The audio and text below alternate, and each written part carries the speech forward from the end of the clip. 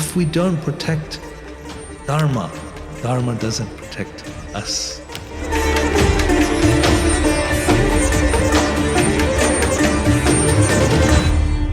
What will you give me 5 things if someone is born in Indian family they should be grateful about but they are not aware? So I would say the first thing is read Mahabharata every day. Read Gita every day. Another thing is mantra. Another one is ahimsa. Fourth can be #1 trader in the world. His name's Ray Dalio. So he says that meditation is the one key game changer for him. One word which defines Dharma. Ram.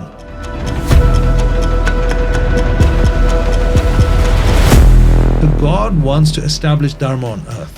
So many people consider so many different politicians, athletes as a youth icon, but I consider Premanand Maharaj as a youth icon. Yeah, and just listening to his message, when he speaks for even a few seconds and you feel somehow.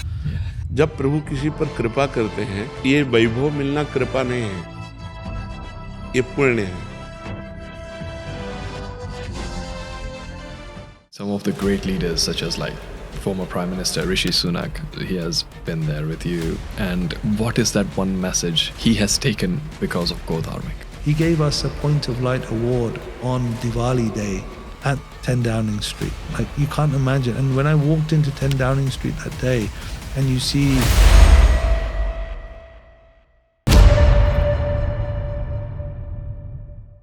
So, our today's guest is a very special person.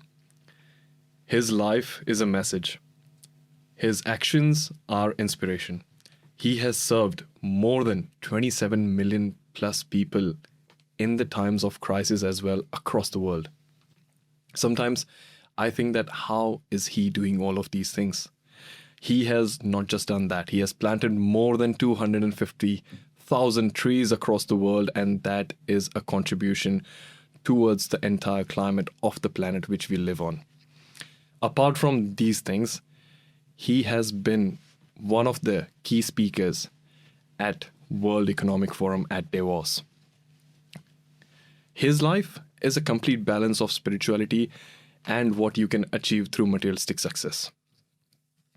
Whenever I look at him, I get inspiration about spirituality, a family life, of achieving lots of success through materialistic world, and still being so grounded, humble, and calm, and helping so many people. His name is Hanuman Dass, which we all know him with so much love, compassion. He's the founder of Go Dharmic, which stands for Love All, Feed All, and Serve All. And it's our privilege, it's our honor, and I would say it's a divine blessings for us to have you as a guest, HD, today. I hope you don't mind me calling you HD. Of course, that's fine, and thank you.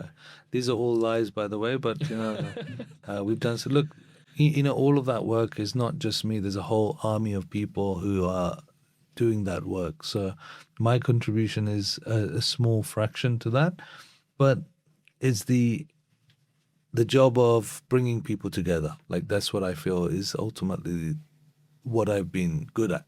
Yeah. But when you say it's the job of bringing people together, that is a people management skills, and it comes with lots of experience. I think we are just distributing Hanumanji's or Maharajji's prasad. If you think about it like that, it doesn't matter whether your job is car park duties or whether your job is bringing 10,000 people together for an event. You're all just serving the prasad. Wow.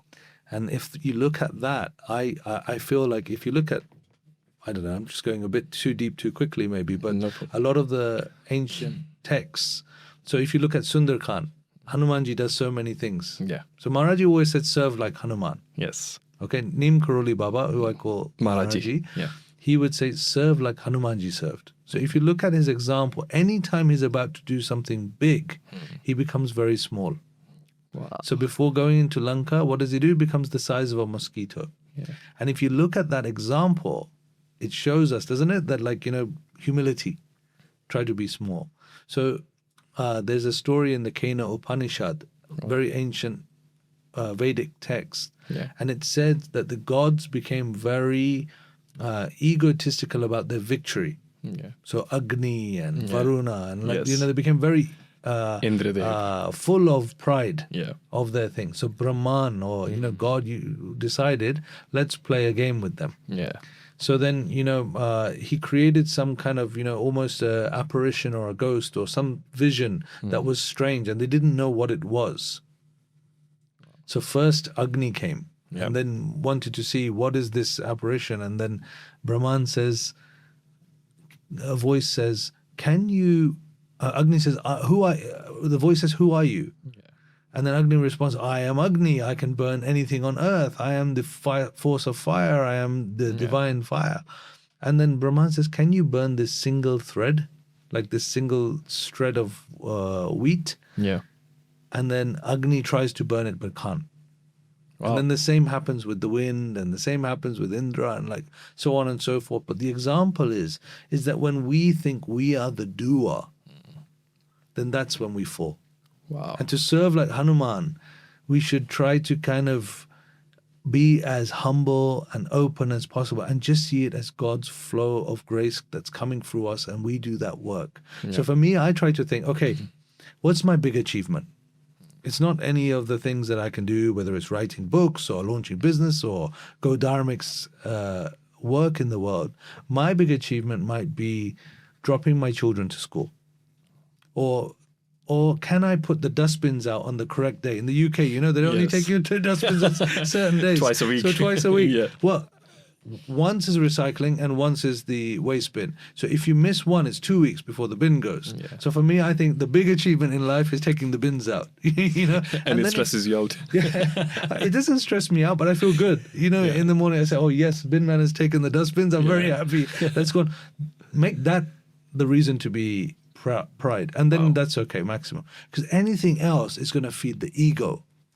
And according to Gita, according to scriptures, anything else which puts you on a big, high, mighty platform, and you're going to get caught. So I say, if he is giving me praise like this, he's giving me praise, try to move out of the way and let that praise fly and hit Hanumanji. Because he's the one who's doing it, or God is doing it, or whoever your guru is, that like that energy which is bigger than you, greater than you, like whatever you call that, whatever your religion is, let that be the driver of your motivation. Wow. Whether it's Jesus or Allah, whatever your religion, doesn't matter. Let that be the guide and not your ego. As soon as the ego says that you are the big one doing it, I think that then the greed, anger, jealousy, desire, hatred, all of these energies will start to come. Yeah. Which is the difference between Devi Sampad and Asuri Sampad. Wow. Too quick and too deep to begin Sorry. with. No, that's absolutely fine. But you have touched on some of very basic principles of how one should live their life. And when it comes to ego, when it comes to comparison, when it comes to feeling envious about someone's achievement, I've seen some big names failing when it comes to this point of life. How do you understand that, okay, now I'm being egoistic about whatever is happening? Maybe it cannot be something which I am doing. Someone deserves what they are doing. Still, people get egoistic about those things. Yeah, look, once Maharaji was asked about the Bhagavad Gita, and he asked the devotees, who does Nishkam Karma Yoga? Who can do Nishkam? What is the Bhagavad Gita about? Yeah. And everybody will answer Nishkam Karma Yoga. And then he says, who can do Nishkam Karma Yoga? And one of his answers was really, so Nishkam Karma Yoga means selfless service or work, when we do some work in the world, but it's not for our own selfish needs, it's for the benefit of the world, it's for God, it's out of devotion and love that we do that. So if we're actually, who can truly do it? Can we truly do it? Maharaji said, only Krishna does Nishkam Karma Yoga. Wow. So only when you are not the doer can that truly be a thing. Otherwise, we are just all human beings. Yeah. Sometimes I'm going to feel hungry. Yeah. Sometimes I'm going to want to eat chole bhatura instead of a salad. I want to eat nice food. I want to enjoy life. So that's my taste, my pleasure, my gunas, my qualities. That's all affecting the work that we do. Yeah. And we have to accept that we are going to make mistakes. Yeah. Yudhishthir Maharaj makes mistakes in Mahabharata, right? Like he's the Dharma Raj. He did so many bad things. Yeah. But still I admire Yudhishthir Yeah. for as an example. But he did so many bad things. Because when you are here on earth, Yeah. we are going to be imperfect. I'm going to make mistakes. I'm going to trust people I shouldn't have trusted. I'm going to let someone down. You know, I'm going to make a commitment to be here at 1:20 and then turn up at 1:45 and then feel bad. You know, like that's just going to happen. And so if we accept that we are not the perfect one, then we have humility. And then we have the foundation. And then we accept that only God does Nishkam Karma Yoga. Yeah. That blissful state. And we try to move towards that. Yeah. And then we don't be aggressive with ourselves, that we have to be perfect. No, Yeah. I'm just aspiring to get close to the truth. Okay. But when you say it's about Nishkam Karma Yoga, which we all try to achieve at some point, to be someone like who is a Karma Yogi, if we refer to Bhagavad Gita. But when the reality hits to each and every individual, let's say the taxes are there, which needs to be paid. The bills are there. Someone needs to earn something to make themselves able enough so they can go out and help somebody else. And that's where their attachment towards the achievements comes into the play, and then they cannot detach. No, I think there's two types of, actually Tony Robbins, a great motivational speaker, he always speaks of these two types of motivation. He said there's motivation which is push motivation, where either somebody is pushing you, or you're pushed by money, or you're pushed by a small stuff, or there's pull motivation. Okay, so like if I have a job and I need to be there at 9 a.m. and I need to finish at 5 p.m., I'm pushed. Money, income, work, I need to do that stuff. But if it's a pull motivation, that is God pulling you. Yeah. To do that work. That is Maharaji calling you. You have an inner calling that this is my work that I have to do in the world. That is not 9 to 5. That can be 5 a.m. to 9 p.m. or full Yes. from morning. As soon as you wake up, you start doing your dharma. Yeah. And you start doing that work. So that pull motivation is not of this world. That is a higher cause, something greater than yourself. God himself is calling you to do that activity. Yeah. And when we tap into that energy, that is boundless, infinite. It's part of the soul. It's what you're here to do in this life. That's got nothing to do with paying the taxes or doing. It's not even reason like of the mind. Okay. It's only of the heart. And I think that is what I want people to find I pray that people find that in their life. It doesn't have to be like work with Go Dharmic or doing, it could be any cause. It could be an artist, or it could be a musician or a sports person, or something that finds their dharma in living out that what they're meant to do. Mm-hmm. And then they're pulled by something greater than just push or motivation for money or something small. So I think there's a difference there. But the other part, when Ram Dass, so my spiritual teacher is Ram Dass, who lived with Neem Karoli Baba. Wow. He was a Harvard professor. Wow. But he would say, if you think you're enlightened, go and spend a week with your family. So true. Your family knows you, your mother, father, brothers, sisters, they know you better than anyone. Yeah. And so they will be the ones who say, okay, you think you're enlightened being, So like when you can be the loving force that you want to be around your family, then you can actually express it everywhere. What do you think? The second thing he said is, if you think you're enlightened, don't forget your postcode. Okay, you might be enlightened being, but do you know where you live? Yeah. How do you get from A to B? So we are still in the world. True. We have to work. Yeah. We have to live. We have to breathe. But I would say that where there's a bit of a breakdown, like energy, where people lose that, is the balance. So if you think about balance, right, what are the driving forces in the West? Like we are living in the West, we're here in the UK or in the Western world, and like the driving forces is prosperity, money, like earning money, business, doing business and earning for ourselves, and karma, pleasure. Yeah. So enjoyment. Yeah. So my two driving motivations generally in society is to become prosperous, to earn money, and to enjoy myself. Yeah. These are the two metrics. So I call these prosperity and pleasure, 2 Ps. Yeah. But the 2 Ps, according to Hindu philosophy, there's 4 goals of life, not 2. Dharma, Artha, Kama, Moksha. Yeah, you know that, Yes. right? So that Dharma, Artha, Kama, Kama, Moksha. Moksha. So the two missing ones Yeah. is Dharma And moksha. and Moksha. But if you do two more P's, it's purpose Yeah. and peace. Peace. Shanti. Yes. How can we have that in our life? Yeah. And how can we have purpose, that we are doing something worth doing? Like nothing I do is without purpose, even if it's a business. So I don't care, somebody can propose to me a business model and say, hey, can you invest in this and we can make this and we can do this thing, and kind of I will first look like, is there a purpose behind it? Yeah. Does it add to the world? Does it make the world a better place? Am I positively contributing to the world? Yeah. And then there's purpose in it.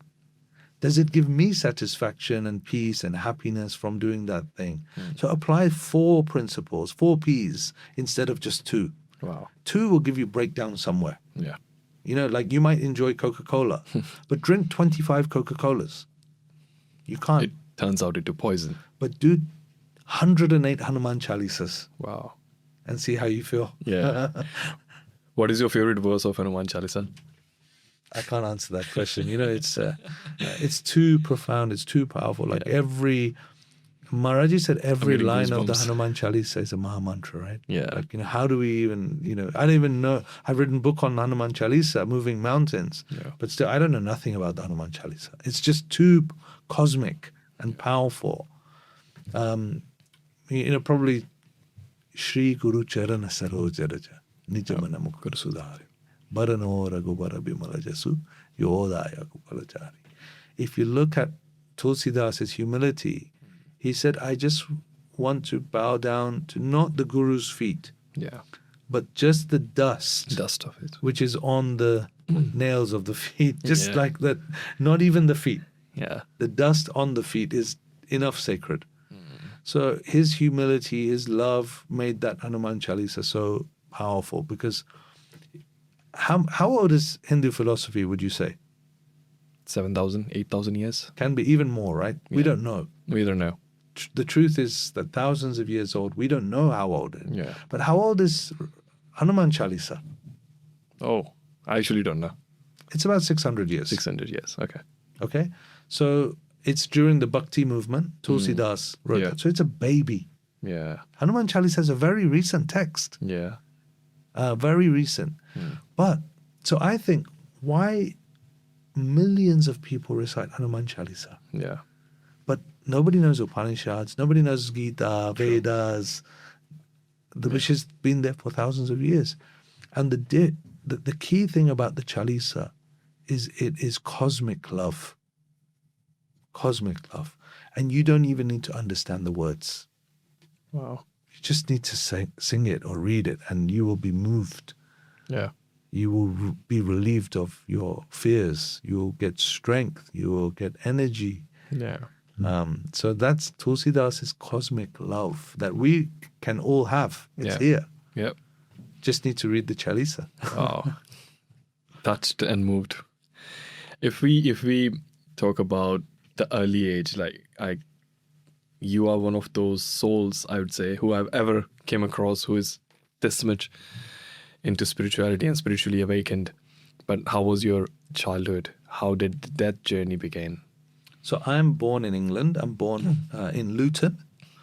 And I grew up there just kind of ordinarily, in a system where you would typically just be motivated by the two forces, Artha and Kama. That's kind of the main focus. But now I look back on things, although I went into trading and financial markets and that was my direction of work, I think the Indian family has so much to offer the world in terms of a model for having spiritual closeness. Wow. Like my grandmother lived with us from India, and she would do funny things to us, like growing up. So if somebody turned on the light, she would, Jai Surya Narayan. Jai Surya Narayan. Or when she was eating her food, she would touch the plate and touch her heart. What is that? Like, she's respecting the food. She's Gratitude. asking for God's grace and thanking God for the food that we have, and just being so prayerful every day, doing arti Yeah. in the morning and in the evening. She had these mala beads, and Yeah. you know, we would see that. Like, you know, my father, you know, kind of father's mother would Yeah. be around showing us those things. So although she never told us to do anything, Yeah. just by the mere presence of being born in an Indian family, Yeah. you're already exposed to spiritual love Yeah. in a deep way. And you see how the closeness of interconnected Indian families, that love that is there, I hope that doesn't get lost in our aspiration for so much, you know, kind of wealth and prosperity, and emulating Western Yeah. models of living. Yeah. Like everyone is living in singular households Yeah. now, or alone. And Yeah, you know, nuclear kind of families. nuclear families, and losing that kind of sense of togetherness. And so that was something I feel like it wasn't like, okay, I was living a very Western life and then completely, you know, became spiritual when Maharaji came. I feel like there's always these seeds and blessings that we've had Okay. from our family. My mother's grandmother was also very loving. Her name was Jaya. So we had so much love from the family. And when you look back after learning about Dharma and reading the books and reading the scriptures, my God, it's all around us. Yeah. It's all around us, and we don't accept and realize it. Wow. You know, it's there. And I would say this one thing that, you know, I had an English friend when I was growing up, and he came to my house, and we were talking, and, you know, I said, have dinner here. So we was having food, and my mother was making chapatis. She was rolling rotis at home. And he said, what is she doing? And then she said, oh, she's just making this bread for us to have with our food. And he said, your mother makes bread at home? Like, he was like so shocked, you know, that somebody is cooking bread. And I was like, what are you talking about? I don't understand. Yeah. She makes it every day. It's a normal thing. But we don't appreciate that. Yeah. Like, they have to buy, most people don't, like 95% of people won't have freshly made Yeah. roti or bread in the house. They will buy that bread from the shop. Yeah. They don't even know how bread is made, like most people. But we get it freshly made there. But we don't accept and realize that. Wow. That's a blessing of being in an Indian family. Yeah. That we are so lucky. What will you give me 5 things if someone is born in an Indian family they should be grateful about, but they are not aware? If you can. All right, let's try. Let's try. Okay, from the first thing that comes into my mind would be the scriptures. So imagine you have been given something like a diamond ring. Okay, how will you look after that diamond ring? Nurture it. Look Imagine after it's like worth $1 million. I give, like, your father or your parents gave you $1 million diamond ring. How would you take care of that? it. By all means. By all means, Yeah. right? Now I'm saying to you that your ancestors, from Sri Ram down all the way, Raghuvansh, you can Raghuvansh, say yeah. that, you know, that's a lineage, or from Mahabharata, Yeah. that ancient lineage. You know, in the beginning of the Mahabharata, all it does, it talks about the lineage. Yeah. This person gave birth to this person, and from Vedavyas, this person came, and Yeah. then this person, and then the Pandavas came, and this and this and this. Yeah. So who are we if not the children of Mahabharata? Yeah. We are that lineage, right? So they have given you Shastra. And to memorize those words and to understand those words took 10 years, 20 years, 30 years for the older generations. Yeah. So you know the surname, right? Dwivedi. Yeah. So many common names. Yeah. What does it mean? Wow. What does Dwivedi mean? Those who have studied 2 Vedas? Yes. Yes. So how long does it take, do you think, to study one Veda? Wow. 12 years. 12 years. So Dwivedi is Almost like 24, a quarter of life. 24 years. 24 years. Yeah. And Chaturveda? Oh, those who have studied 4 Vedas. 48 years. Chaturvedis. Yeah, that's a very cool. Oh, wow. To dedicate I didn't know this. that. So imagine, like, we have to think that instead of this rubbish stone, which you can make in a 3D printer, you have got the Shastra of how to have enlightenment on earth and living beings. And that we have. You said there's 5 things. If there's, forget 4 other things, just take this one and just think that, you know, that whole lineage of Shastra is lying there, and we are not reading it. Wow. We're not understanding it. We're not sharing it with our children. The Mahabharata alone is so vast, So much teachings in there. 18 volumes, 1 million words, 100,000 shlokas, Yes. all that teachings. So we are learning all kinds of other stuff, and we are not putting priority for this. Yeah. So I would say the first thing is read Mahabharata every day, read Gita every day. Yeah. You know, Ram. So scriptures, I would say, one thing. One thing. Another thing is mantra, to recite Ram Nam. Yeah. Or any mantra. If you're a Swaminarayan Nam devotee, jap. then, you know, you can recite that. If you're Shiv Bhakt, then, you know, Om Namah Shivaya, Sure. or Gayatri mantra, whatever your Yeah. mantra. For me, it's Ram, Ram, Ram, Ram. So Ram Nam, you know, and that can be a staff in your life, I promise you, regardless of what happens in your life.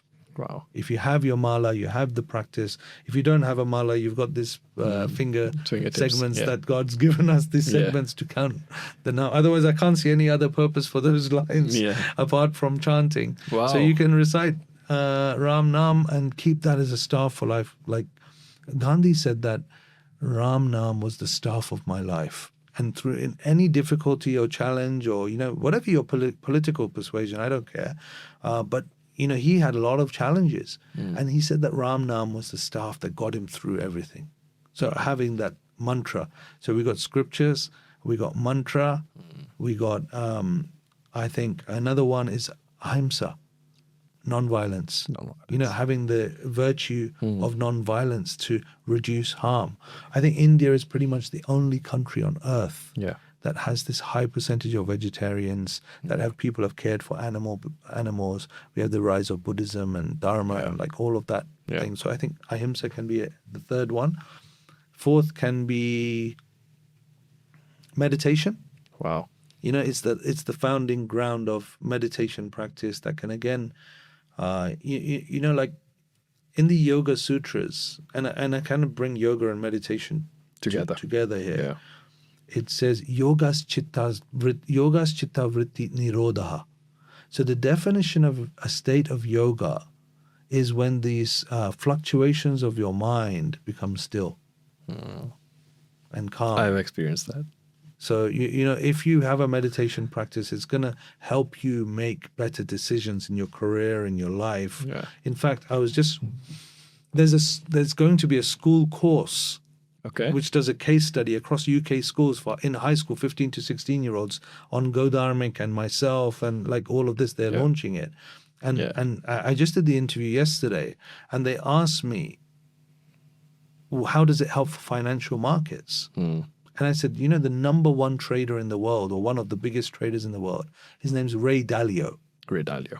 He's a huge, hugely known The author investor of and trader. Changing of the Powers of the World. Yes, and Yeah. Principles. And Principles, yeah. Yeah. So he says that meditation Yeah. is the one key game changer for him that helped him to. I think he practices transcendental meditation. What's the difference between normal meditation and transcendental? I guess everyone has their own nuances. It Okay. comes through a particular format. I don't think there's much difference, to be Okay. honest. But like it's within a school or a lineage where it's taught in a particular way. Maharishi Mahesh Yogi is Yeah. the teacher of transcendental meditation, and people follow that lineage. But look, it doesn't matter if you're chanting Ram Nam in the morning and you're doing that, or you're meditating on the breath, or you're in a focused way. That is also a mantra meditation, by the way, that he practices. So Ray Dalio, the biggest trader in the world, says that kind of meditation is the game changing thing for him. Yeah. Okay, how many are we up to? 4? 4. Yeah. Last one. I can give you hundreds, but I'm going to just, for the purpose of it, say Dharma. Like, if right now the big thing that's lacking in this world, that we are heading towards destruction, Yeah. both for the global climate, both for our inner well-being. Yeah. Like, you have more food options than every big king of the last 5,000 years. 100%. In your phone, you can click a button, and if you want to eat food of Thai Yeah. or Thai Japanese cuisine, or yeah, English any or cuisines. Indian or anything, it can be here within 20, 30 minutes. Yeah. No king could ever do that. True. we have luxury, we have automated vehicles, we have chat GPT in our pocket that can answer everything. But yet I don't think we're considerably happier than even our parents' generation or our grandparents' generation or others. And if we look at the next generation, they are suffering from mental health, they are depressed, they're suffering from, overexposure to the internet and social media and, a lot of difficulty. And, they don't really get to ride a bike or walk in the park and enjoy the forest or, enjoy nature to that degree. So I would say that we need to move back towards Dharma. And the fifth and probably the most important over everything that's shared is us understanding what Dharma is. And so, the Dharma of fire might be to produce heat and light. The Dharma of sugar might be to be sweet. But you have a Dharma. We have a Dharma here as human beings. And we can't ruin the planet. We have to work backwards and now create balance. And if you look at Bhagavad Gita, Krishna says, yada yada hi dharmasya. He doesn't say bhaktisya, he doesn't say karmasya or kamasya or mokshasya. It says dharmasya. So God wants to establish dharma on earth. Now, if that is what God wants, if that's what Ram wants, if that's what Lord Shiva wants, then what is our job? Should we not surely serve dharma? True. If they want dharma, God wants dharma, then we also want to be God's servant. And Hanumanji only works for dharma, only for good causes, only for the righteous causes.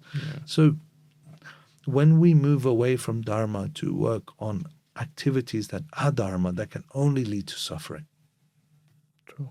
It can only lead to our own personal suffering or collective suffering or, world suffering. So the most important thing I would say is the legacy for every single Indian person, but all human beings. Not just Indian people, for everyone. But Indians are lucky because they're born in the tradition of it. They already have it. Is to understand Dharma and act according to goodness. So what does that mean in practice? That means, honesty in your dealings. So if I'm doing a business transaction with you, I'm not going to cheat you. I'm going to stand by my word. I'm going to be transparent as possible. I'm going to try and be a trusted partner for you to work with. And, if I say something, that means I'm committing to you. And I'm going to try my best to do that. If I've committed to you, I'm going to work with you. And then for life, we'll never have any disruption. To that, because my word is my bond and I stand there for that. It means the world to me. So things like that, it could be friendship and honesty and truth and kindness and compassion and friendship, and all of these are things that lead back to Dharma, and not just Dharma but Sanatana Dharma. That's the eternal essence of who we are. And it leads back to being a dharmic person and making sure, just to talk about Go Dharmic at the moment, here in England, 40% of food is going in the dustbin. 40%? Yeah. That's a massive number. So just think that somebody is growing an animal. They're feeding that animal every day. They're giving it water and food and shelter and care, and also disposing of its waste somewhere, and it's going into nature. And then 4 out of 10 of those animals going in the dustbin. Forget about even if you eat meat or don't eat meat. If you're, you eat animals, which I would strongly, suggest everyone to not eat the flesh of animals. But even if you did, you should be horrified by the fact that 4 out of 10 were grown, and it takes years to grow into an animal. Some, smaller birds can be quicker, but to grow like a lamb or a sheep or a cow takes years. Whenever I have this conversation with my friends and they ask me that, do you consume meat? And I said, no, I'm a vegetarian. They said that, but don't you think so that, let's say, a pet animal like chicken, it's just born to be consumed? And I said, no. No, it's not like that. Who are we to decide that? What happens to them? Yeah, look, a chicken is a bird, right? Like it's got feelings, it's got Yeah. emotions, it has family, it has fear, it has pain, Yeah. it loves. They take care of each other. If you've Yeah. ever seen birds, Yeah, the they have the extent that family. they would do to take care of their children and so on. But beyond that as well, I think, look, the argument doesn't really stack up because then you could say that for, a young human baby. Yeah. I mean, a dog baby is smarter than a human baby. So true. It can walk. Yeah. So when my dog was 2 weeks old, I used to give head massage, and he used to love. He used to, "Ooh," and he used to come to me for more head massage. So a young baby, if you see a human baby, all it does is cry and doesn't know how to eat itself. It doesn't know how to walk. Can't do nothing apart from scream, cry, and we have to do everything for it. It's so tough, right? Like anyone who has a child, they know how hard it is for humans to take care of their babies. Yeah. So look, it's different speeds, different growth. Like just the fact that we evolved to have big brain and do that shouldn't give us a right to Kill anybody. enslave Yeah. other living beings. In fact, we should be the carers of them, the guardians, Wow. the trustees of those who can't, think for them. What about a disabled person?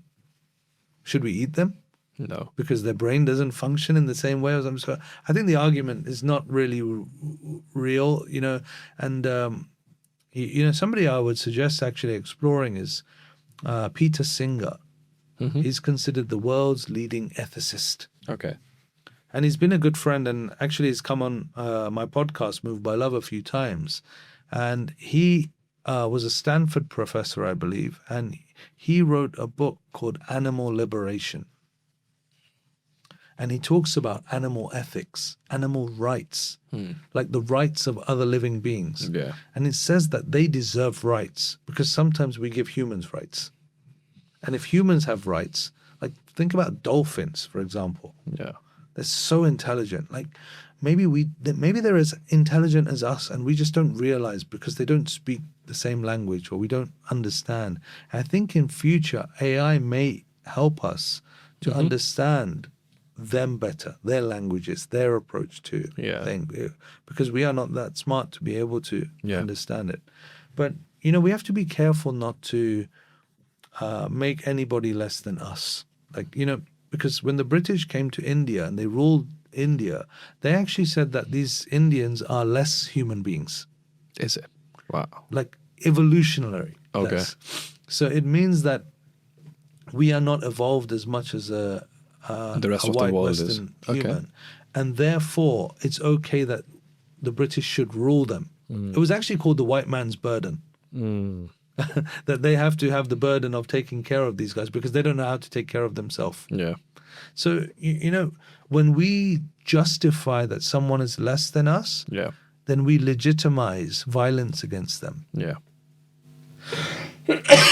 Excuse me. And that's something that we have to be careful. So, sometimes even as a Hindu, we can say, okay, this person is bad because they believe this, or another religion or something. No, we shouldn't do that. We should try to look at what is good in everyone. But if we believe someone is doing something wrong, then we should also say that, look, I think it's wrong to believe that, just because I'm not the same religion as you, you will think I'm going to hellfire or I'm going to suffer or something like that. That we should have that open engagement and say, look, this is wrong to, say that. And, it creates more violence amongst people and hatred and difference between people. So Maharaji said sab-ek, all one. Yeah. And like our goal as Dharmavadins and ambassadors of this tradition should be to promote oneness and peace and love for all beings. I read this one quote and it's very beautiful and I live by that quote. And the quote goes like this: God will never ask you which religion you followed throughout the life, but God will ask you, how did you treat others who are not following the religion which you are following? Yeah. I think we're all walking each other home. Yeah. And if we, like in the Kena Upanishad, there's a question there's a thought that says, if you think you know God, you know just a small spark of God's true form. You should go away and deliberate fully on what you think you should. And God is described as pratibodha gyan. Okay. Pratibodha. Bodha Gyan means the knowledge of the mind and the knowledge that we have. But Pratibodha Gyan is that knowledge which is beyond even your mind. So when somebody is telling you they know God very well, you should say, okay, very good. Take it easy. We'll find out about that later. But all we can do is just think that we have a small spark of that brilliance, that great, grand fire of love that God is, and appreciate that grandness and see that spark in every tradition, single person, every living being, actually. But actually, that is also a view that we have to protect. Okay. So somebody said to me that, it's very bad that people try to convert others. Yeah. Okay. And then somebody said to me, yes, Hindus never convert. We shouldn't convert. Indians shouldn't convert, And then I just said, well, we shouldn't. You're right. But what we should do is we should expand everyone's view. Yeah. To be beautiful point of a view where we have that expansive view and understand that, yes, that togetherness of all of these as sub-ek is good. In the Rig Veda, the ancient verse, Ekam Sat Vipraha Bahude Vedante. Ekam Sat, one truth, Vipraha, the wise, Bahude Vedante, many different paths. The wise will look at all of the paths as leading to the one, sub-ek. And that is not just a view of all acceptance. That is the view of Sanatana Dharma. Yeah. So the view of all views is our view. Yeah. That is still a view to protect and to share. So you should be proud of that view and you should stand for that view in the world. Wow. If you don't stand for something, you stand for nothing. You stand for nothing. Yeah, that's so true. You mentioned something about when Britain and the army, British people, they came to India, whatever happened during the time of independence. But now when we look back at the current economy of India, how do you feel about the rising economy of this beautiful nation? Obviously, you feel very happy to see people coming up, and the growth and the beauty. And I hope that with that, we also share the values that come with it and we don't just become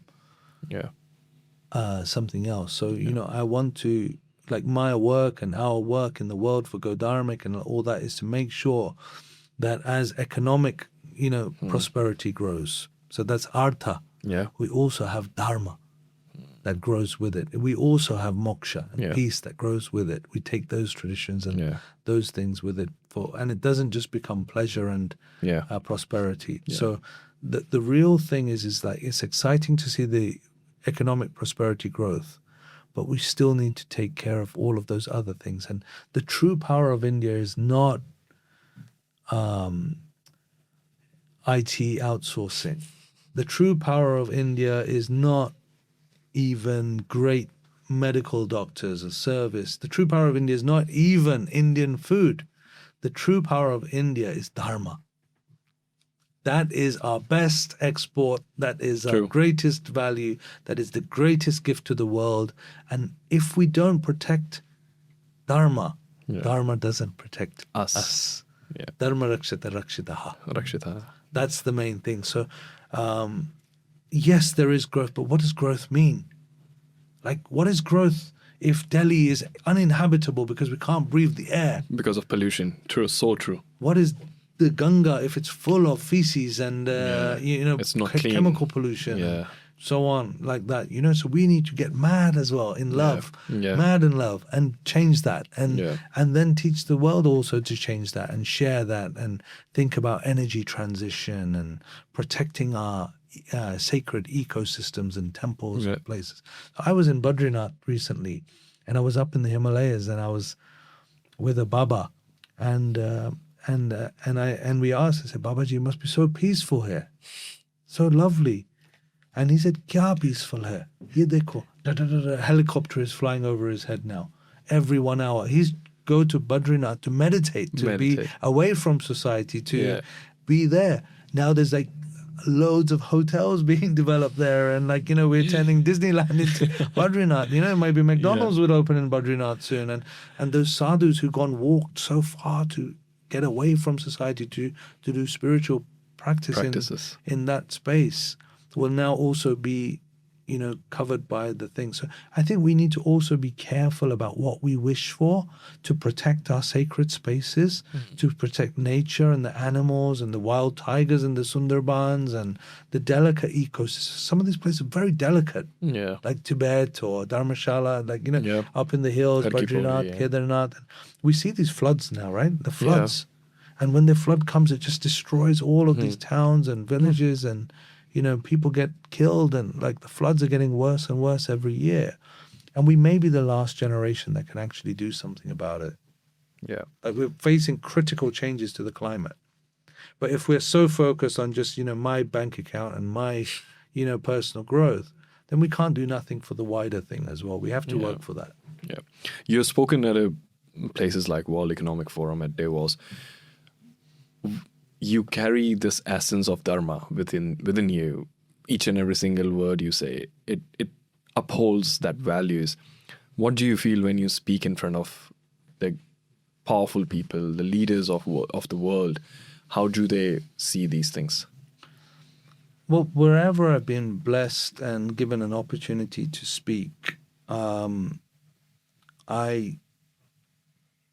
just say the same thing. So, I'm not curating anything I say, and therefore it comes from the heart. Whatever I feel is the same. So whether I'm speaking in Davos or I'm speaking, on TED Talk or here in front of you or to my children, it's the same message. And if you can have, like, what I feel is, if I can have the same thing that I genuinely feel, and it's non-scripted and it just comes from the heart, then it's more likely to tap into something that's divine. There's more likely to carry through something that comes from the heart and not just from the mind. And so I'm not, like Ram Dass would say, I'm not interested in your role. I'm interested in your soul. So the change will happen heart to heart. Ram, Ram, Ram, Ram, Ram, Ram. That little spark of Ram in each one of us. And if we start thinking about this as a big person, and that as a small person, and that as a thing, then we won't really be able to do the change that we want to have, because then it's not heart recognition. Like, Ram sees everyone as the same. Yeah. Everyone is the one. As little a squirrel. Yeah, even the squirrel. Yes. Even the squirrel, right? That's one of my favorite things in the Ramayana, is the squirrel. I think about the squirrel every day. Yeah. I just want to be that squirrel. And if I can move one grain of sand to help build Rama's bridge and do Ram's work, then that is a life I would be happy with. Rama kaj karibe ko atur. That's the thing. We want to do Ram work, and make Ram Raj. And so, once somebody asked Neem Karoli Baba, how can I get to heaven? His answer was very beautiful. He said, why do you want to go to heaven? Can't you see this is it right here? It is our job to make this a heaven for everyone.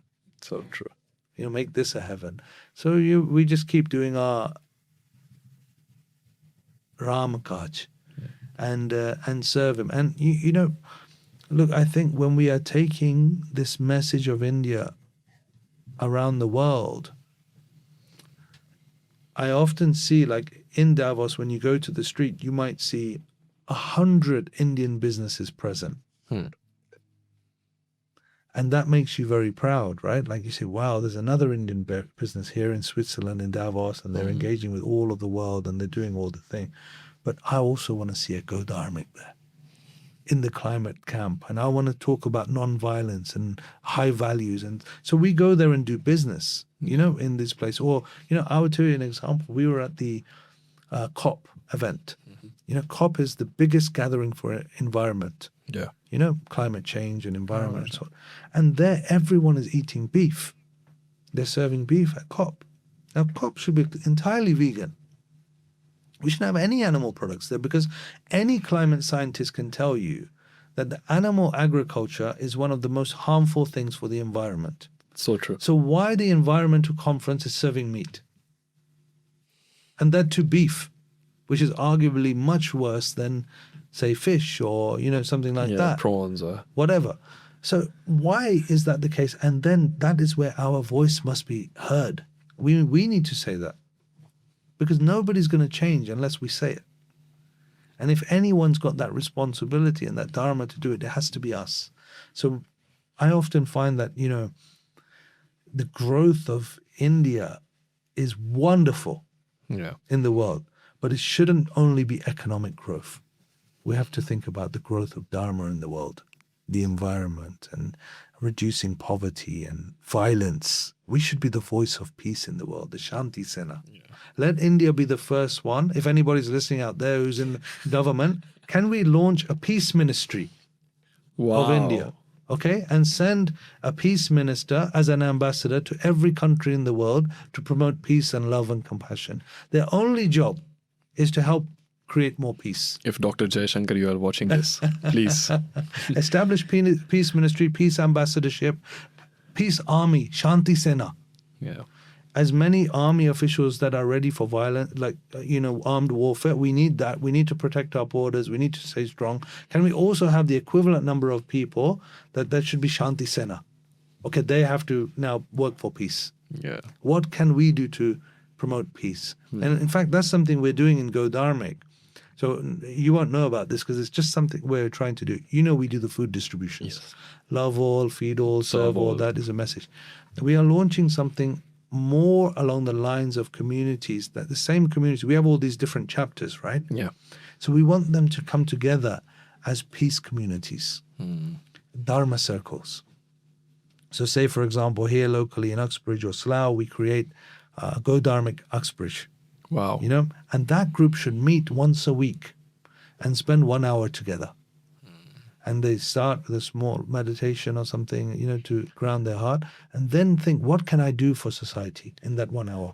Do you know, they say that if someone, let's say we are meditating in this room, if you are meditating in this room, you are not just meditating for yourself, you are actually uplifting the entire energy of your surrounding. And imagine if Go Dharmic does this. Circles, yeah. I believe that. And I believe that not only the space will change locally, just here, the energy, but also forever. So, that place is transformed forever. If you walk into Kenchi Dham, into Neem Karoli Baba's ashram, you will be transformed. And you can't describe what that thing is. Everyone is flocking there to go there now, to feel that energy. But it's the love, it's the prayers. Shall I do it again? It's the love, it's the prayers that have been induced into that place that you feel so full of energy and vibration and positivity and goodness that we can generate. So 100%. Like Dalai Lama said, if we teach every child to meditate, there'll be no more war. So true. We'll find that peace. So I think that is something that we have to work on, even if we can encourage government to help bring it into schools and to bring it into wider society, then wonderful. But meditation is very powerful, and coming together to then have that satsang, like, what can we do? Yeah. Even if there's 5 people here, we come together and we say, okay, how do we make sure that a little bit less food is wasted in this area? Wow. Or how do we make sure that all that rubbish that people have thrown in the car park is no longer going to be there? Like, can we change that in our local environment? Something very local, all the way to how can we make sure something like Gaza doesn't happen, where that much suffering takes place? Yeah. That we are not spectators. Yeah. We have to be people who do something. Go Dharmic has helped people in places like Gaza, Ukraine, during the times of toughest war, which we have seen in last 5 or 10 years. That itself comes with loads of challenges, manpower, financial backups. How do you manage all of these things? So, look, just to clarify, we weren't active in Gaza. Okay. There was huge restrictions there. A lot of local organizations that are much more organized than us to be there, but we were doing a lot of advocacy work, like to try to promote an end to the war, increase peace, and we wrote a lot of peace letters. So that's a practice that I do, to write letters of peace to people and try to kind of, even though they're not going to listen or they're not going to hear, that's something that we should still try and actively work towards doing. Yeah. How do we manage it? I mean, look, it's still a very small organization in my eyes. GD today, of what it should be in the future, should become a very big organization. So really managing like any of the, like we're very much still, it's 15 years we're doing it, but I still consider it almost like a small startup organization that's trying to build, a presence locally and globally. It's I don't think it's something that's difficult to manage, but look, I think time and our own perception of what we can do over a long period is often kind of mitigated and reduced when actually we can do so much. We have a lot of time. True. It's just about realizing it that we can do a lot. Yeah, like we can do, if you want to do 10 meetings and a podcast and an event in the evening and pick up the kids from school and spend some time with them, and you can do it all. But you just need to be present, fully present in the moment, here and now, maximizing every second for enhancing that work and kind of, just doing that. And actually, there was a really nice video I saw of Modi ji speaking to a young kid on time management. You could probably find it on YouTube. It was quite interesting. Maybe you could play it. I watched it. You've seen that? I watched and it. It's in Gujarati, and he asks him, how do you do time management? Yeah. And he speaks about an old teacher who he was traveling with. And that person, even on the train, as soon as the train stopped, he would take the notepad out and he would start writing. And then kind of when everybody goes out to go and have some snacks at the train station and chai, he would be writing and working. And then even when they got to the destination, he went to go get some blankets and pillows and saw something. This guy just put his bag on the head and then just went to sleep straight away. So they wake up and maximizing every second of the work that he was doing. I try to think like that. If you're in the airport and you've got 30 minutes spare before you're at the gate, do you just sit there? Do you just like look around or read some rubbish? Or do you pull out your laptop and just finish off the outstanding items and, find those gaps in the time? I think I drove here. I had 30 minutes to drive here. And I think I did 3 or 4 phone calls during that period that, I really like that time to be able to catch up. Be productive. Yeah, just use every second to move towards what you want to build. That's fantastic. You have also been a part of, your contribution is there with the NASDAQ and how those financial decisions are made. Okay, so I started my career in trading. Like I worked in trading for many years in financial markets. I worked with NASDAQ as an executive consultant. Wow. And I've worked with many other global exchanges. Such as? Sorry. To be honest, our work at Origin Global touches probably 20 exchanges. Wow. So that could be, our clients are the CME Group. Or we've worked with the London Metals Exchange or the London Stock Exchange or Bombay Stock Exchange or National Stock Exchange. Dubai NSE, Stock Exchange as well. In Dubai, we've also worked. So like we do engage on different capacities and projects with a lot of these global exchanges in financial markets. And just to speak about like the markets a little bit, that I think even if you're not in trading or in financial markets, there are some lessons that everyone can take that I feel like we can take from that. The one is risk reward. Okay. So if you think about like if I'm a trader and I want to put £100 into something, I don't want to risk £500. Yeah. Right? You don't want to risk £500 to make £100. Yeah. Doesn't make sense. Sure. So in trading, you always think, what activity can I do that will give me a greater reward? Okay. So have a positive risk-reward ratio. So if I'm risking 1 unit, I want to make 2, 3, maybe 5 units. But there is a cap with the one which you are investing. Maybe there's no cap. Okay. I mean, maybe you bought Bitcoin when it was, £1, and now it's 80,000 or 50,000, or I don't know where it's trading at the moment. Yeah.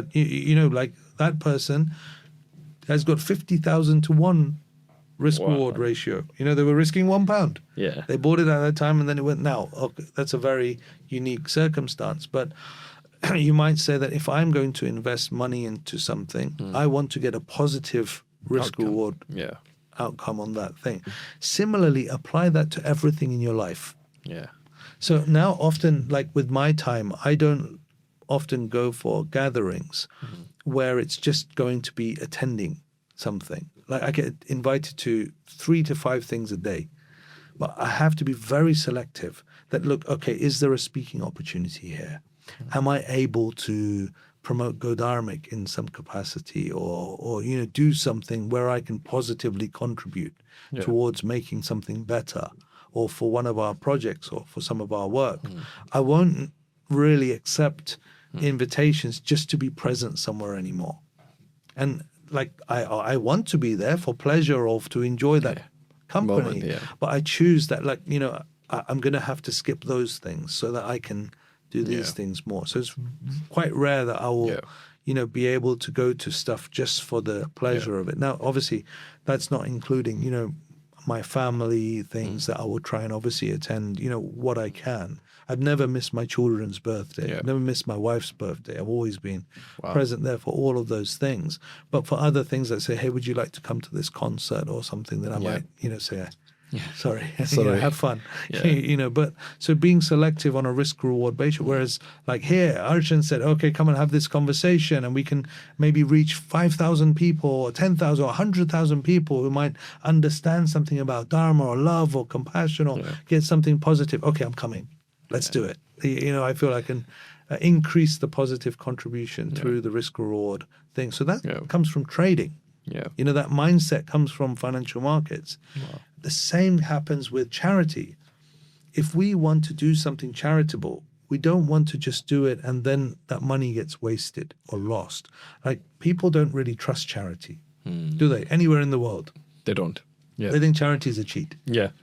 I'm going to spend some money on charity and they're just pocketing the money, or they're keeping it, they're not using it. They feel like it's a scam. It's a scam, it's not going good and stuff. So, one of the things we've tried to apply with Go Dharmic is, how do we take risk reward? And when somebody's donating some money to Go Dharmic, how do we make sure that's maximized for maximum gain? Yeah. So, we fed all of these meals, Yeah.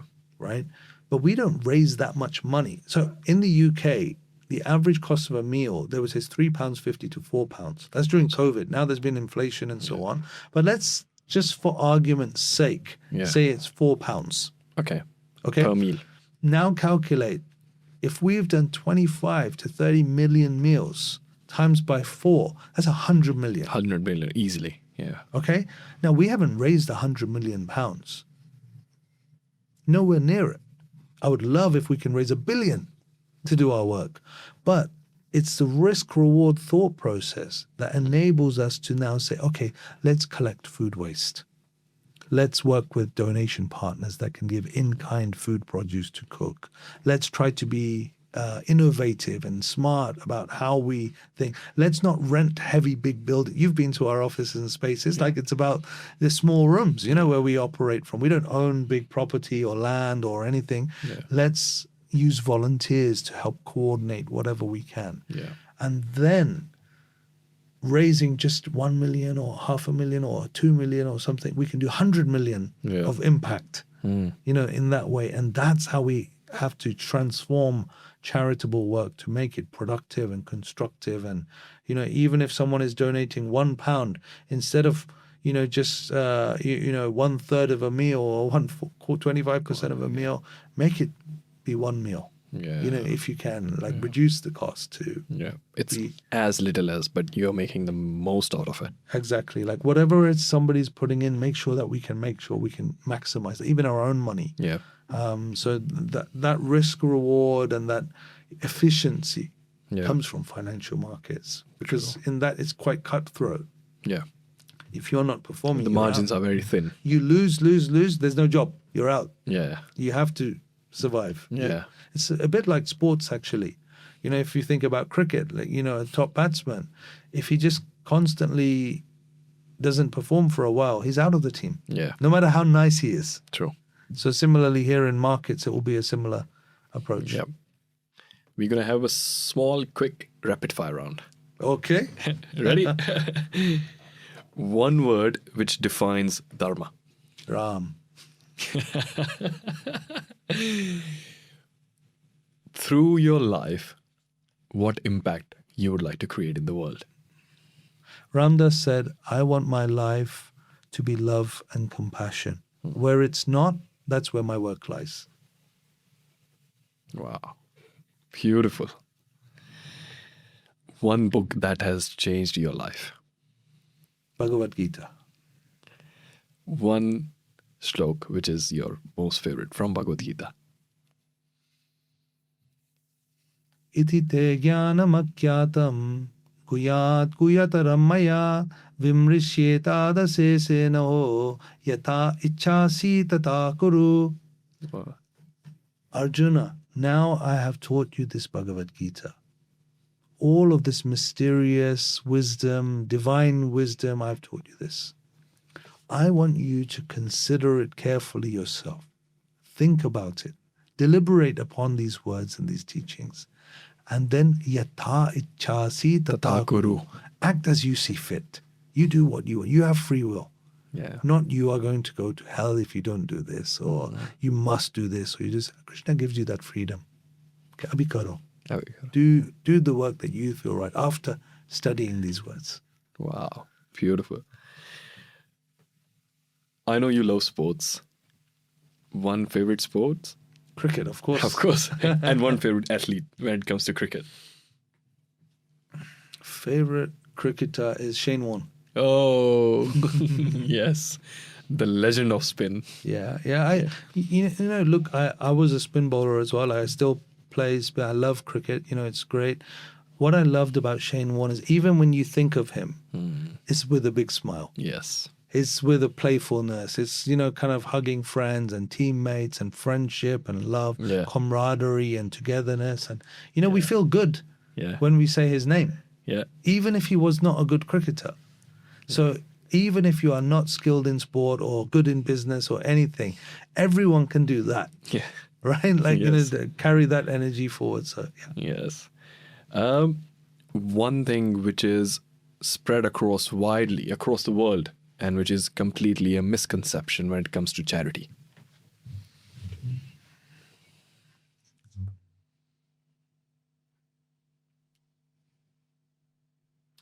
I don't know if it's a misconception, but I think it's this idea that we discussed that, you know, okay, I've got it. With charities, people all only want you to spend a very tiny percentage on admin versus the work. Now, when I first started Go Dharmic, I was also the same view that, like, we shouldn't have staff. We should, you know, put every penny towards the cause. And I still think that you have to work towards that. Yeah. But if you think about a business, this is a really big misconception. If you had a business and you want to give your investors, or, you know, like we have donors, but, you know, if you had a business and you had investors, what kind of return those investors normally want? 20%? 20%. 30%? That's high. If you got that. Generally, it might be 5% or 10% return. That means you're spending, say, £100,000 and you're going to return a £20,000 profit. So you've invested £100,000, you've spent on rent, you've spent on staff, you've spent on all of this stuff. And then in the end of that, you've got 20% left, which you can disperse to your shareholders. Yeah. Right? True. So in a charity, they want you to disperse to your shareholders, which are the beneficiaries, 95%. And how do you manage all these costs? And 5% in admin. So this is a big misconception that, you know, a charity is still an organization. It needs vans. It needs to rent property. It needs to pay insurance. People, It needs to have, you know, public liability insurance and an accountant and a lawyer and staff to manage basic expenses and costs. So, you know, nobody, like, the big misconception is that, like, you know, charities are just like eating all this money and becoming rich and it's just a big scam. It's not true. That actually there are real costs associated with running organizations. And I think we need to be more compassionate towards the charity sector because, you know, I know from my financial business, I've tried to organize charity dinners where we can raise funds, and people will ask 1,000 questions. To do that, you know, oh, how much money, what penny is going towards this? How is this going? Well, what is this going? And all this curious. But then when Arjun Global does a financial market conference on that side, they will write a check instantly without any questions asked. Then what's the difference there? What happens there? The difference is a misconception Okay. around trust, around the charity sector. Philanthropy or charity is love. Yeah. We are extending love to others. And therefore, if we want to do that well, we will need to organize things better. Okay. Got it. Otherwise, nobody will hear about it. So if we have to give more funding towards charities, every charity, not just Go Dharmic. And if we do, then they will be more empowered to do good work in the world, Yeah. whether it's curing cancer or so. Charity is ultimately a business, Yeah. but it's called not-for-profit business. Not-for-profit So business. instead of me or you being the shareholder, Yeah. the beneficiaries are the shareholder. And we are the trustees of that to Yeah. execute that. So I think this is a big misconception that when you're donating to charity, Yeah. where does that go? You should understand where does it go. So I believe in effective altruism, that Yeah. it should be giving to charities that do the most good. But at the same time, we should also understand that it's not easy to run organizations Yeah. with no money. Yeah. It's impossible. Yeah. Literally. And when it comes to Go Dharmic, what has been that one thing which nearly made you feel like it's not happening the way you want it to? You know, I've never felt that. Not once do I feel that. And, you know, we've done hundreds of events, thousands of things, but everything, if we think that this is the prasad that we get to distribute and we are blessed to do that, whatever the outcome is, you know, that is ultimately what God and Guru wants. Yeah. So we can only do the best prasad distribution that we can do. Now, I will try my best to make the spoon as big as possible Yeah. for that prasad. That's our goal. Yeah. So I've done hundreds of events. I speak every day. I share the message. I, you know, kind of try and do what we can do to do our work. I think I've done across the social media platforms, Facebook and Instagram and LinkedIn, everywhere, probably across the platforms more than 5,000 posts Wow. of sharing things about Dharma and Dharma, love yeah. and compassion. But I'm not too concerned about the end of whether that actually hits or not. I'm just going to, like, if I get enough funds to feed one single child, Yeah. the Upanishads teach us that in one child is the whole universe. So be here now. Like, Yeah. we want to get somewhere, Yeah. but we're here. True. So here is what matters more than the somewhere later. Yeah. And if we can make an impact here today and now, Yeah. then that's the most important thing now. So be less concerned with, you know, what's going to happen later and Yeah. be more concerned with being fully present in the moment. So when I was with Ram Dass, this is one thing I'll share with you. He said, I will give you my everything. I will give you my everything. So as I look you in the eyes and you look me in the eyes and we're present here, this is the entire universe. This is it. You know, there's Ram within me and there's Ram within you, and there's a heart-to-heart connection. That's it. Forget about the rest of the world for a moment, and then go on and do what you can. Yeah. That's a beautiful message. I'm like, I'm blank. In this moment, I'm blank. Yeah. You have mentioned about Ram Dass, and he has been your guru. So if you would like to say something about him. Yeah, you know, like I did once say to Ram Dass, I consider you my guru. And he said, no, Maharaji is the guru. And then, yeah, so Maharaji, we consider, like, and this is only a matter of words, but in the end, Ram Dass was such a blissful being. He's like my spiritual guide and teacher, and he's been, you know, a bridge of that love for all of us. And he helped bring a lot of this beauty that he and other devotees found in India to the West. And so, you know, his books, Be Here Now, and I'm writing a book of my conversations with Ram Dass called Be Yourself. Wow. They're all, you know, I have no words, you know, for what Ram Dass is and what he was to me and what he means. And he gave me the name Hanuman Dass and blessed me with that and told me to chant Ram Nam and, you know, kind of, he also said loving awareness, to recite the mantra loving awareness. So I think everyone who has this in their life is blessed, Yep. and if we can share a little bit of that love with other people, then that's the least we can do. Yep. When we have taken so much, Yes. we can give a little bit. I've seen you at the spiritual concerts at Krishna Das, at Radhika Das, not just you, people like Virat Kohli, Anushka Sharma, all of them.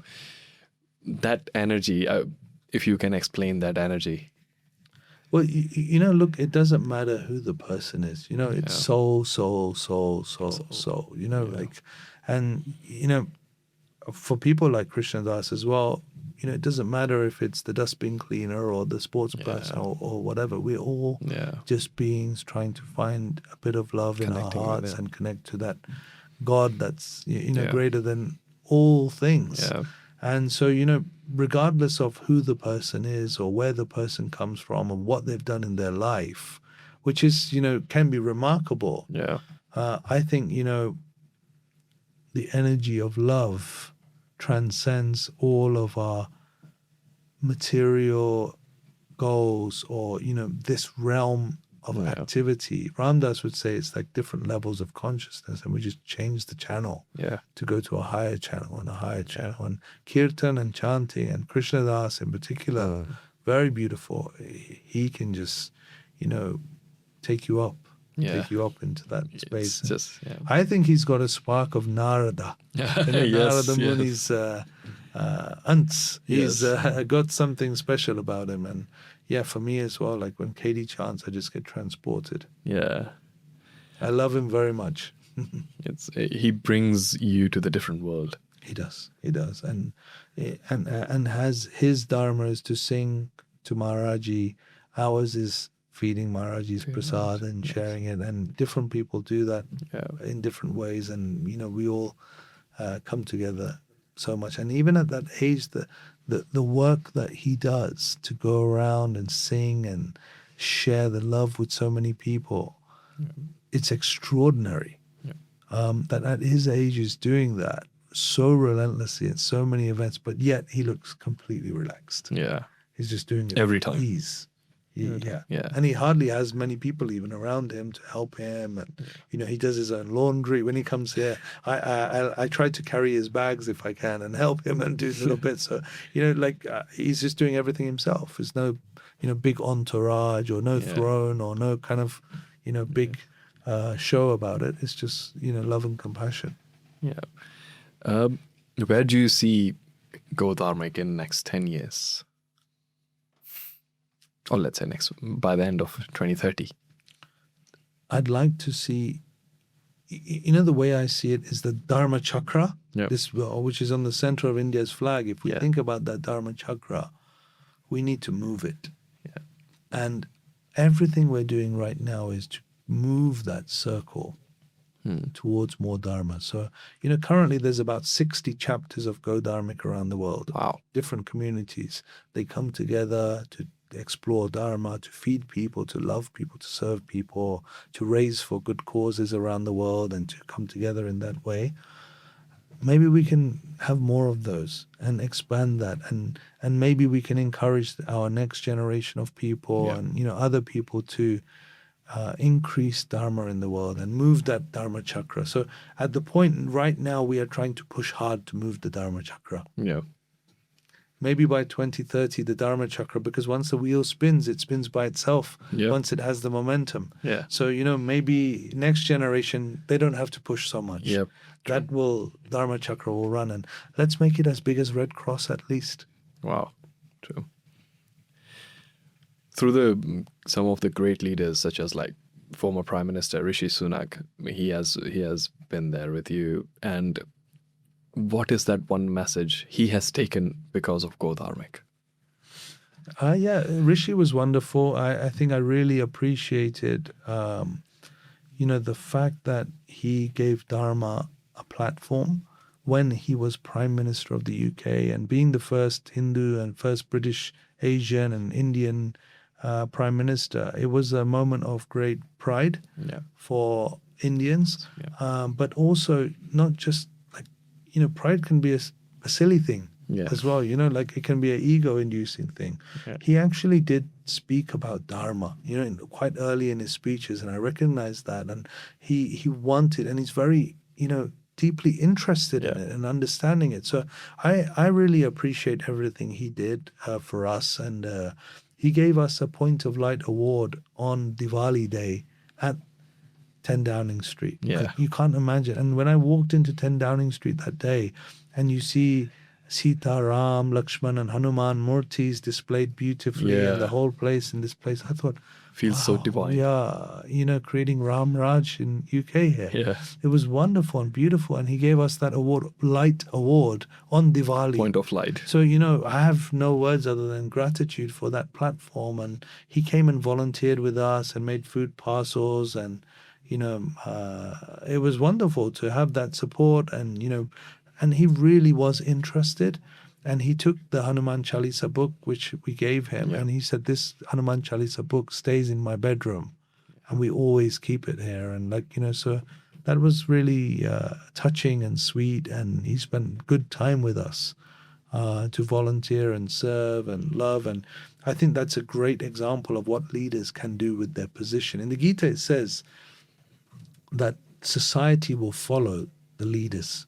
Yeah. Whatever great people do, others will follow. Yeah. So when we see, these great sports people and others going and visiting Premanand Maharaj and Neem Karoli Baba and, ashram and, or doing volunteer work and seva, then we also feel that society will change towards that direction. And, what a wonderful thing. That's the way that our leaders and our heroes and the inspirations of life should use their platform for Dharma and love and compassion and making this world a better place. Yeah. So many people consider so many different industry leaders, politicians, athletes as a youth icon, but I consider Premanand Maharaj as a youth icon.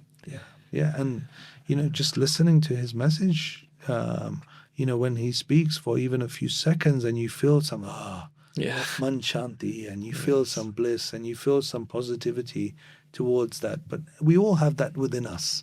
So I think Premanand Maharaj is just awakening something in each one of us that is already there. Hanuman Chalisa does the same thing. True. And we recite the Hanuman Chalisa to remind Hanumanji of his strength. Don't we? That's the reason. That's the reason. But then we also have Hanumanji within us. So we have to remind our own self of our own strength as well. So that's the other reason to kind of do it. And so all of this is remembering who we are, remembering our strength. The first value of Devi Sampad, chapter 16, Bhagavad Gita, is fearlessness. We must be strong and fearless. That doesn't mean we are arrogant ignorant. Or angry or create fear in other people. Fearlessness is fearless in us and fearless for others as well. Beautiful. Just a bit mindful about your parking time. That's why. Okay. That's why I just talking, because it's 15 minutes for your parking time. So, yep. Last but not the least, I cannot express my gratitude for your time, for the conversation which we had today, but one message which you would like to give to our audience.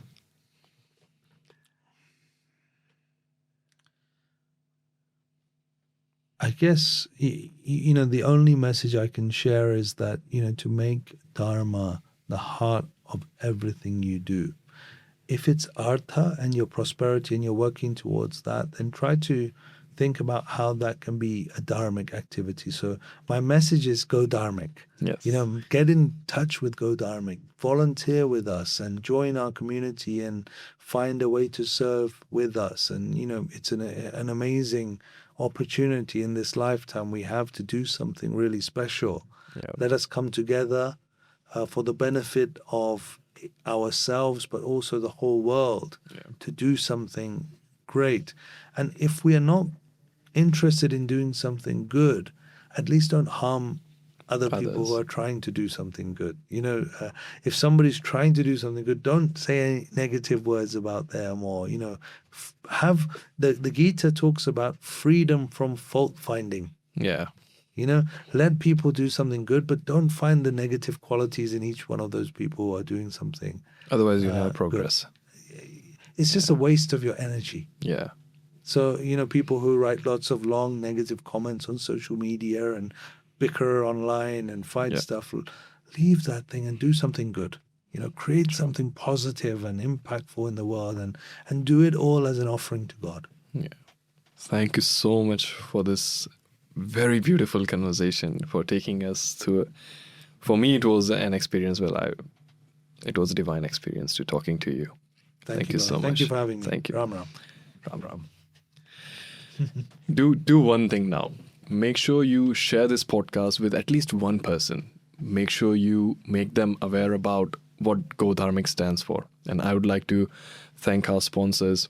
It has happened through the divine grace, Sriram International Courier Services, which is present in Harrow, Pinner, and they help all the international students to help them with their parcel delivery services.